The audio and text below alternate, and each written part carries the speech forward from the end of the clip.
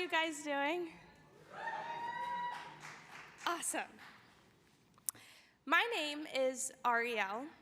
Some of you may know me as Baby Ariel, the girl who used to lip sync Nicki Minaj songs on your phone screen. I started social media when I was 14 years old. For context, I'm 23 now. 10 years of taking selfies and posting meaningless content to millions of people who barely knew me. But behind the scenes, I was a regular Jewish kid. Shabbat dinner every Friday at my Savta and Papa's, synagogue on the high holidays, grandparents who dedicated their lives to Israel and raising money for JNF.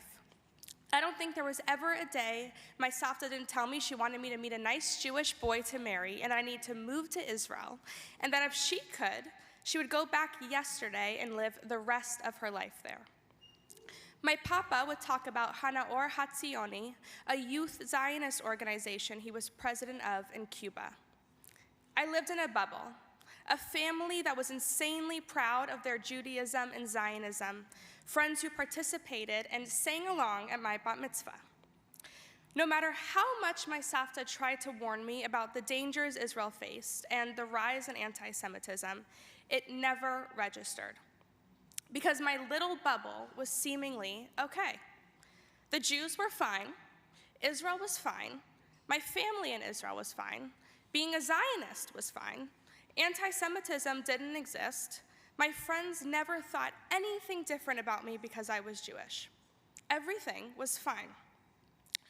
Then October 7th happened. My one regret is never getting the chance to look my Savta and Papa in their eyes and say, "You were right," about every warning, every story. But they're not here anymore. So I had only one other option, and that was to go to Israel. When Cam approached us and offered to fly me, my mom, and my aunt to Israel, it was an immediate yes. But it was also a why. Why me? Why us? Why does my voice matter? And where does my voice fit into this? Prior to my trip, I spent nights staying up asking myself these questions over and over and stressing about what to ask, the content to make, and how to best amplify Israeli voices. Instead of finding out these answers beforehand, I decided I'd figure out my why in Israel. And I'll be honest, I was scared. I was really scared. I had spent every day since October 7th advocating from my living room, but it was another thing to be on the ground in Israel and to go to the war. But I had to do it, and I would do it scared. The first thing we noticed when we landed in Israel, before meeting anyone or even getting to our hotel in Yaffo, were the street signs. Every single sign had Hebrew, English, and Arabic. There wasn't a sign without all three. The streets were filled with Jews, Christians, and Muslims. We hopped into our Uber, and our driver was an Arab. Within 3 seconds of touching down in Israel, it was obvious to me that every person that was screaming apartheid on college campuses had not spent half of a second in Israel. They had formed a reality that fit the narrative they needed us to be, the narrative that twisted their lies into truth. On day one, we drove alongside the Gaza border to Kibbutz Be'eri. The destruction at Be'eri was gut-wrenching and rooted in an evil that I am unable to put into words. It was incomprehensible and so awful, burnt and ruined, that my brain had trouble understanding it was real. But it was. Our guide at Be'eri was a woman named Mirav. She lost multiple family members on October 7th and still had the strength to walk us back into their homes and show us what they had faced that day. She took us to her uncle's home. It was charred and blackened and unrecognizable, and she told us his story. We visited the Nova site, the location of the festival, where 370 people were murdered and 44 were taken hostage by Hamas. I had the privilege of spending my Israel trip with Natalie Senendaji, who you heard from last night, a survivor of Nova who now works at CAM. It was one of her first few times back at the memorial, and yet she stood in front of the faces of her friends, the hundreds of young people she was dancing with on the night of October 6th. And again, she told us her story. We visited a Bedouin village. A Muslim family took us in for an evening, cooked us a delicious dinner, and spoke with us about their love for Israel, their time serving in the IDF, and how they drove to the Nova Festival dozens of times on October 7th, rescuing whoever they could. I had the privilege of meeting Ella, a 14-year-old girl who lived in Be'eri and survived on October 7th. After Ella told us what she experienced at the hands of Hamas, a woman asked her how her relationship with God has changed since that day. Instead of talking about herself, Ella spoke about her cousin Amit, who was held hostage by Hamas and is now released. Ella said before October 7th, he was not religious at all. I lost my place. Before October 7th, he was not religious at all. Since his release, he's become very religious. He raps tefillin, he prays every single day. Everyone always asks him, how? How have you now found God after experiencing hell on earth? He said, because I need to show Hamas, you wanted me dead because I was Jewish, and now look what you did. You made me more Jewish.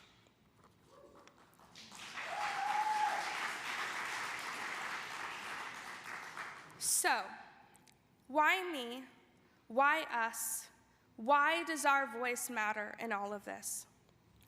Because even in the face of hatred, with the threat of rockets looming over their heads and terrorists surrounding them, the Israeli people live on. They sing at Hostage Square, they pray at the Western Wall, they tell their stories, they laugh, they smile, they dance, and we refuse to let them dance alone. When the entire world wants us to flee from Israel, that's exactly when we go to Israel. We bear witness, we hold each other's hands, stare evil in its face, and refuse to be anything other than exactly who we are, Jewish. And that is the greatest form of advocacy there is. There was nothing like going to Israel and witnessing the atrocities and horrors Hamas committed on October 7th firsthand. But it also made me angry. Angry that my people had to repeat their stories countless times because the world refused to do the bare minimum on October 7th. Listen. Or worse, they listened and chose to turn the other way. After each story, I always asked, how do you keep sharing? Keep reliving it? Their reply was always, we have no other choice. We have to. But they shouldn't have to. None of us in this room should have to. But we do, over and over and over again. As our comments get flooded with death threats, as our Jewish brothers and sisters are attacked on the street, as we watch Eli Tzivs get blocked from campus, and as Eden Golan gets booed as she performs, we push through.